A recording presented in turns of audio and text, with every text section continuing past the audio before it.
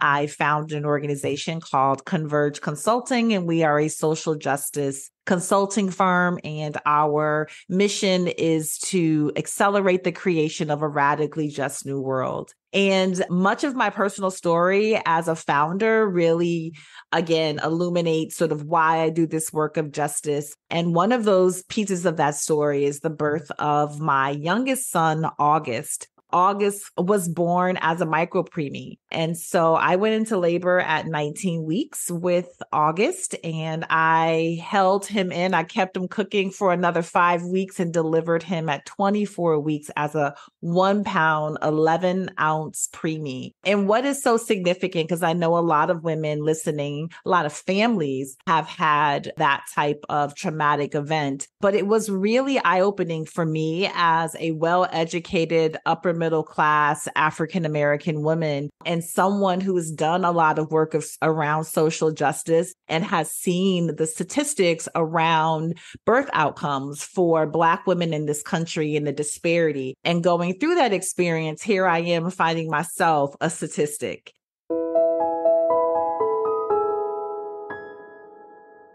Welcome to Linda's Corner, where we bring more hope, healing, and happiness to the world. My name is Linda Bjork, and today we're going to be talking about social justice and radical self-care. I'm delighted to welcome Takema Robinson. Takema is the CEO and founder of Converge, a national social justice consulting firm. You can reach Takema at her website, convergeforchange.com, and I'll include a link in the show notes. Welcome, Takema. I'm so glad that you could join with me today.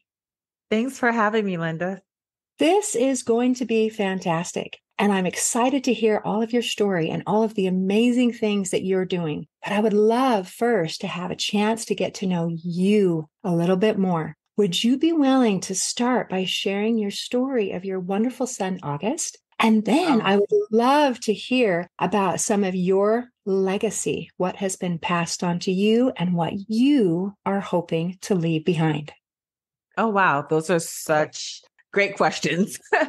So again, thank you for having me today. And thank you for those questions. Those actually get to the heart of who I am as a person and as a mother, and really kind of, I think, illuminate why I do the work that I do. So for those folks out there in podcast land, I founded an organization called Converge Consulting, and we are a social justice consulting firm. And our mission is to accelerate the creation of a radically just new world. And much of my personal story as a founder really, again, illuminates sort of why I do this work of justice. And one of those pieces of that story is the birth of my youngest son, August. August Kamau Madiba Bradbury, who is now going to be 10 on November 8th. Was born 10 years ago, and was born as a micro-preemie. And so I went into labor at 19 weeks with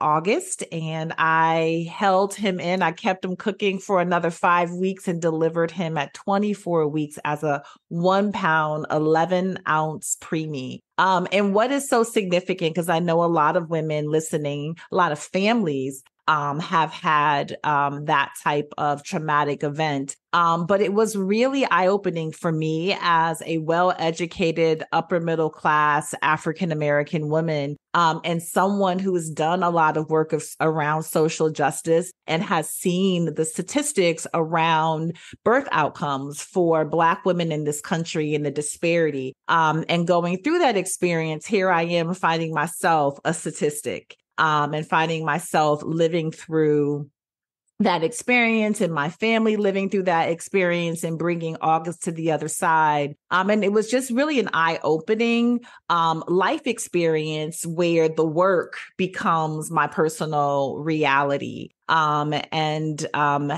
Thankfully, 10 years fast forward, he is a happy and healthy boy. We've lived through the first few years where he was back and forth to the hospital constantly, where we went through 6 months of enduring the NICU to coming home on oxygen tanks and still having to deal with the after effects of prematurity, specifically around his lung issues. But so many things I experienced in that situation, and when the work becomes your personal reality. So it's definitely changed who I am. It's definitely changed my perspective on the work and really personalized it for me, not only as a Black woman, but a woman and a mother, and someone who continues to fight to make sure that women in this country have access to the full gamut of reproductive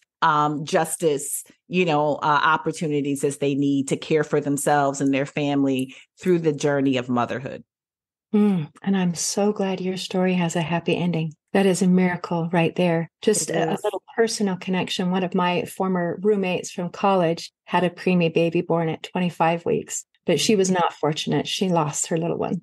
And so I am so grateful that your son lives and is healthy. What a marvelous thing. And how amazing that is to you can hear stories, you can read statistics, but when it's your experience, it's everything. It is your world. It changes everything. And I loved how you said, this applies to me. I'm not a statistic. I'm a person. This is my experience. And then to be able to expand that and say, wow, I want this positive outcome to be more people's experience. So that is beautiful. What an amazing reason. Oh, I'm so happy. Now you have a beautiful legacy from where you came from, and you are creating a beautiful legacy to pass on. You've talked a little bit about the legacy you're passing on. We're going to talk more about that, but let's hear also about where you came from. Yeah, I do have a beautiful legacy, and one I'm extremely proud of. And again, to your point, I'm proud, and I talk a lot about, what we inherit from not only our parents and our grandparents, but also our ancestors, those folks who dreamt of us, those people who I always say, we are the dreams of our ancestors. There were people who endured many a tribulation in order for us to be here many generations later. And I believe I have a duty to do that for those folks whose names I don't even know, who are coming down in my lineage. Our Native American brothers and sisters always remind us of the 7 generations before and the 7 generations after. And so my legacy, again, is one I'm extremely proud of. I come from a direct line of social justice warriors. Both of my parents were young activists, which is sort of how they meant in the trenches of activism in the 70s in New Haven, Connecticut, where I'm from. But also my grandmother, who was both an elected official as well as a community organizer, and did tons and tons of work to really on the forefront of desegregation in the 60s and 70s. And so, I inherit her legacy. I've talked before about finding her papers many years later, her invitations to the White House, her correspondence with governors and senators, and her mentorship of many folks who have gone on to, continue to do this work of social justice. And so I'm extremely proud of that. And even further back than that, I have found in some of the research and, through some of the stories of the elders in my family, the land that we actually hold on to and call home, our homestead, was actually an Underground Railroad site. And so I think a lot about this legacy and how it comes to produce me, and you and I get to have this conversation. It informs who I am, and really the responsibility that I also hold of, continuing to pass that down through the generations that follow me. And isn't that beautiful? And every time we see an example of someone who made a difference, it gives us confidence and permission that we can make a difference too. And Absolutely. You have this beautiful legacy that's Takema can make a difference. And she is. So let's talk a little bit about that, because I had a chance. I checked out some of your website and some of the wonderful things that you're doing to help create and promote equality. And a lot of people who have this same goal are not having the positive results that they want to achieve. And that matters. How our procedures and how our presentation is going to affect the outcome. And so one of the things I noticed, you have some online training available to help with businesses and organizations so that they can overcome racial injustice and intersectionality. And there are organizations who are trying to do these things. And yet, by the way that they're approaching it, they're actually increasing rather than decreasing. And so I would love to hear what kinds of things that you have found that people are doing wrong, even well-meaning people, and what we can do to correct that.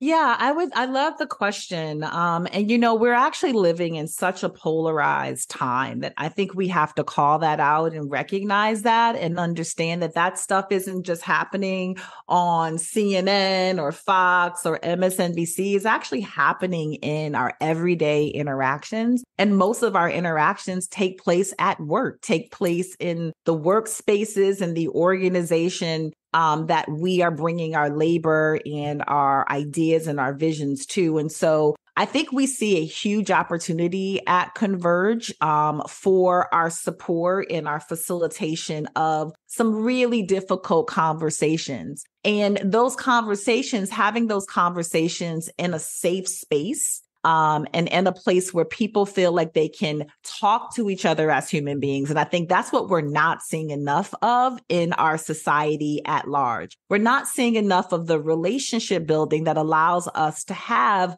tough conversations. So many people are in an echo chamber of information, in an echo chamber, right? Where they're hearing what they want to hear. They're not hearing perspectives beyond that. And so what we try to do at Converge is really facilitate and create safe space so people can explore, what they might be thinking, because they may not have some of these ideas sorted out for themselves, but also explore the bigger possibility of what can we do together we can't do alone, because that's really why we have organizations and institutions, right? Because there's a recognition that I can't do this business by myself. You can't do your podcast by yourself. It takes a host of people to do anything for us to accomplish. But sometimes because we don't have the safe space to really have a conversation, we end up going at each other as opposed to going with each other. And so first and foremost, what we do is try to create a safe space, which can be hard in organizations because there's usually a backstory of interactions. But how do we do that? How do we come in and actually get people to step beyond the self into the we and really sit with this question, what can we do together we can't do alone? And if we can be inspired by that, right? Be inspired by that possibility. We believe at Converge, people are willing to do the hard work, to roll their sleeves up. And most importantly, they're willing to lean in and listen in a different way. They're willing to lean in and build the relationship capital that is really needed to make change in our organizations. I personally believe if we're doing that work, organization by organization, company by company, entity by entity, that is going to have a major impact on our society.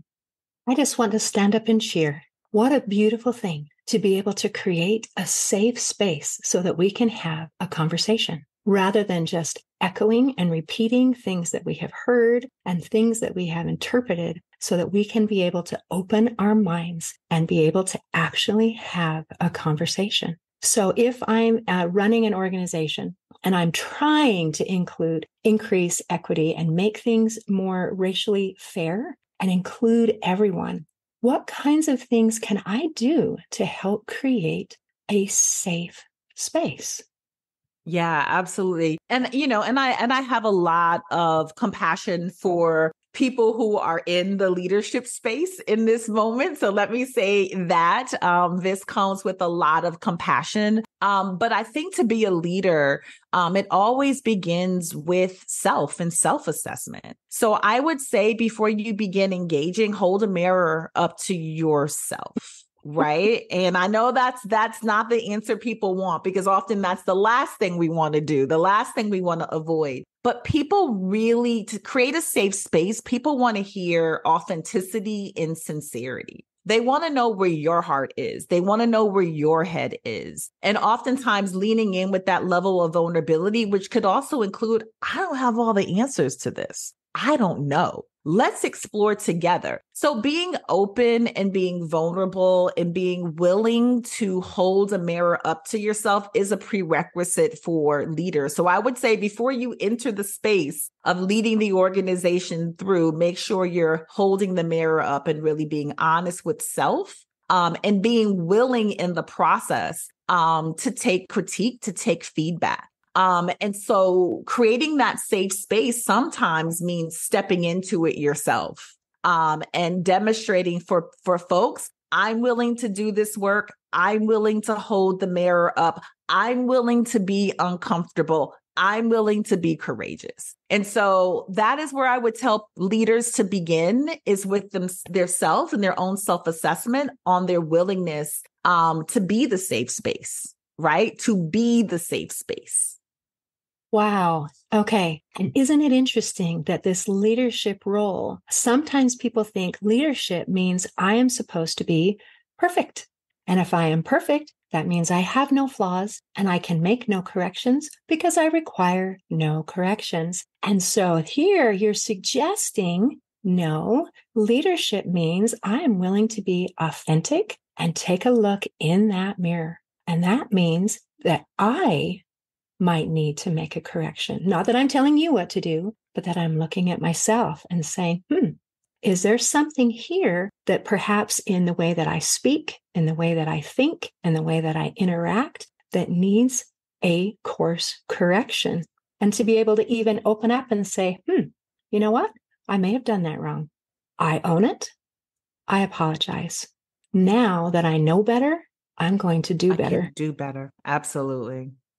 Absolutely, wow. Linda. I would say that's the first step. And honestly, what we find is when leaders bypass that and they just start leading without that, it often backfires, particularly in this work around inclusion and around race and intersectionality. And so I think that part is really important. And of course, we're talking about topics that are related to our personal identity. I think leaders also have to own their personal identity. What does it mean to hold the space as a woman? What does it mean to hold that space as a leader, as a person of color, or a person who is not of color? What does it mean to hold that space as a person recognizing their privilege, or as a person who may not have had the same level of privilege? So again, I always believe this work begins with the leader and begins with that leader looking in the mirror.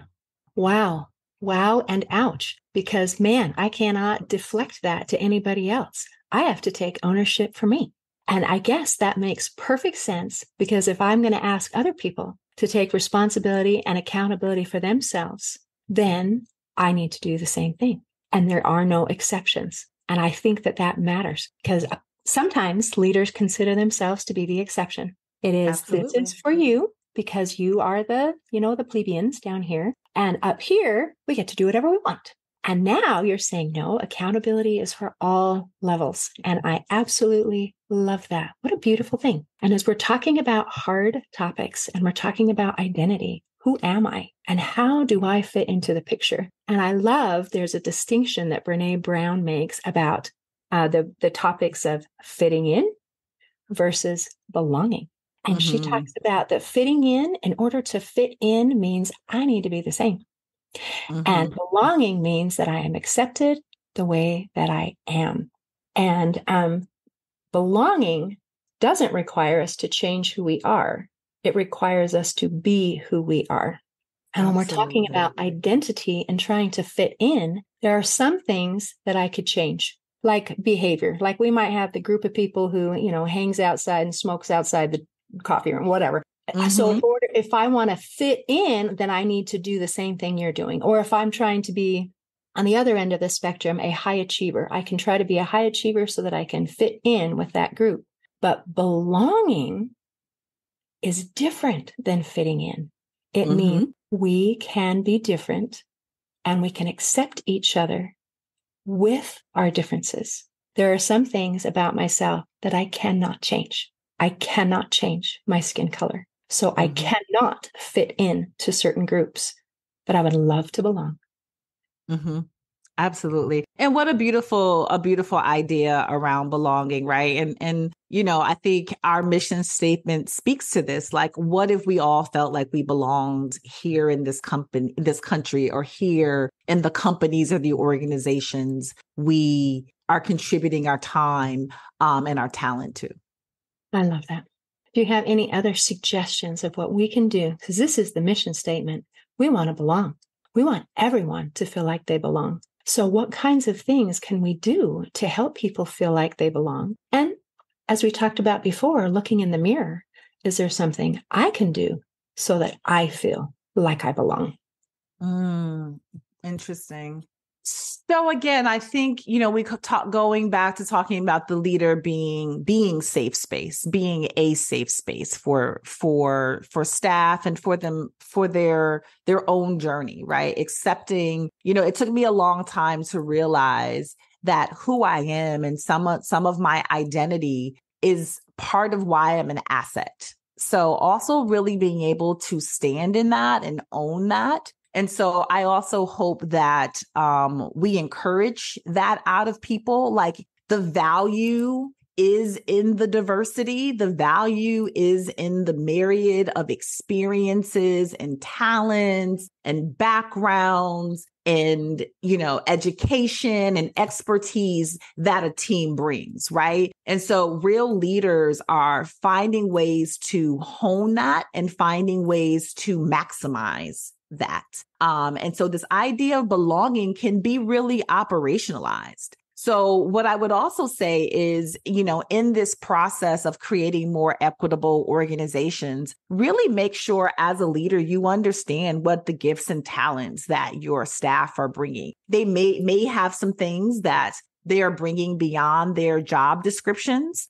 They may have some experiences that they are bringing that, again, speak to their uniqueness in the organization. And so I really think good leaders in these processes are really trying to get to know their staffs, their teams, and looking for those opportunities to create that belonging, to operationalize that belonging by tying in those very specific skills and talents that folks are bringing to the organization and finding ways to maximize those. So I would say definitely figure out ways to maximize the contributions from your team based on what they're bringing to the table. Is another really, really rich tidbit I can give to leaders around doing equity work. People want to be seen. And they want to be able to contribute, and sometimes those things, again, are beyond the narrowness of the job descriptions and really in their backgrounds, and some of the other pieces that they're bringing. So that's another tidbit. I would also say, especially as we go into more hybrid work environments or more two-dimensional work environments where we're remote, finding ways to really help people build relationships and build connections. And it's very, very hard when we're not necessarily in the traditional work environments anymore for teams to adapt and to build relationships. But relationships are everything. They really can sink or they can really sink an organization. One of my favorite quotes is culture eats strategy for breakfast.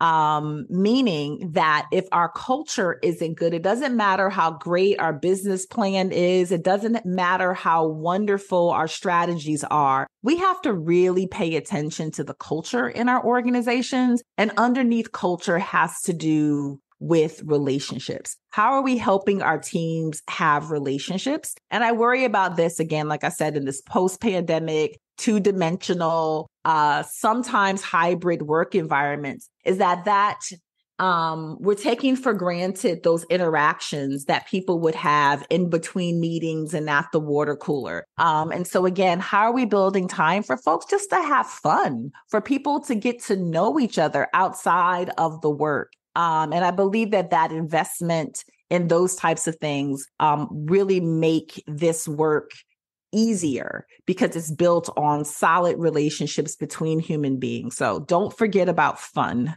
in this work as well.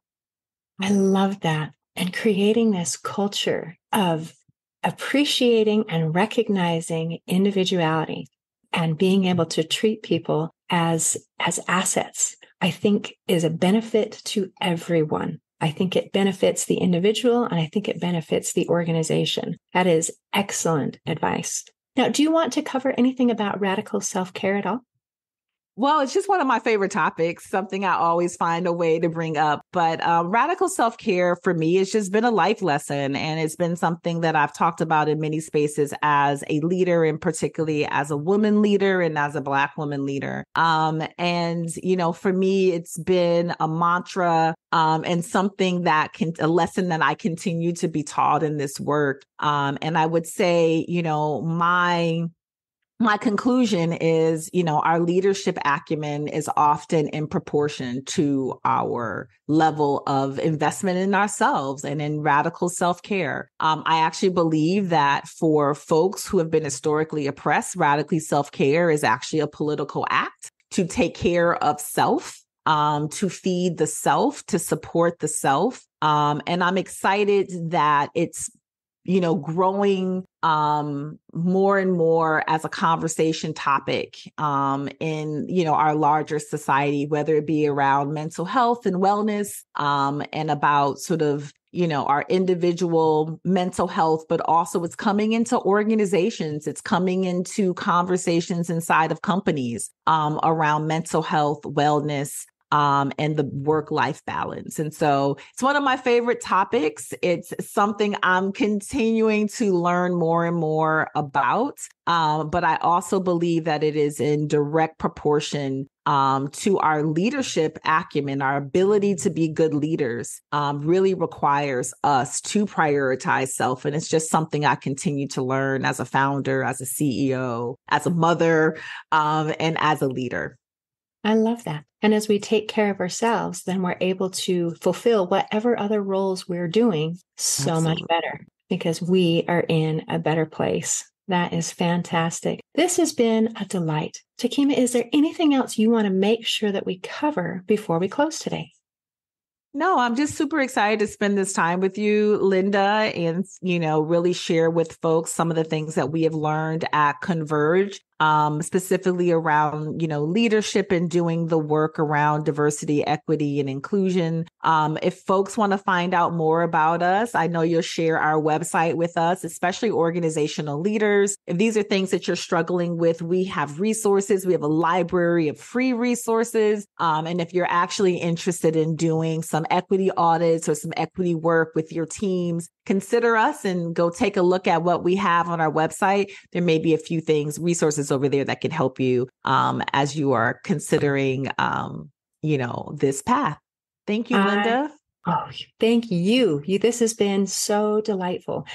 I think that it's so important. And I just have really enjoyed all of the insight that you've brought today. So again, I thank you. Thank you. In closing, I'd like to share a quote by Martin Luther King Jr. He said, "Darkness cannot drive out darkness. Only light can do that. Hate cannot drive out hate. Only love can do that." Today, I invite our listeners to overcome darkness and hate with light and love, including love for ourselves. See you next time on Linda's Corner. Thanks for listening. Please share and subscribe to help us reach new listeners. And if you'd like to heal your life from the inside out, there is a free video series at hopeforhealingfoundation.org. Just click on the Free Stuff tab. I also invite you to grab a copy of one of my books, like Crushed, A Journey Through Depression, and You Got This, an action plan to calm fear, anxiety, worry, and stress. See you next time on Linda's Corner.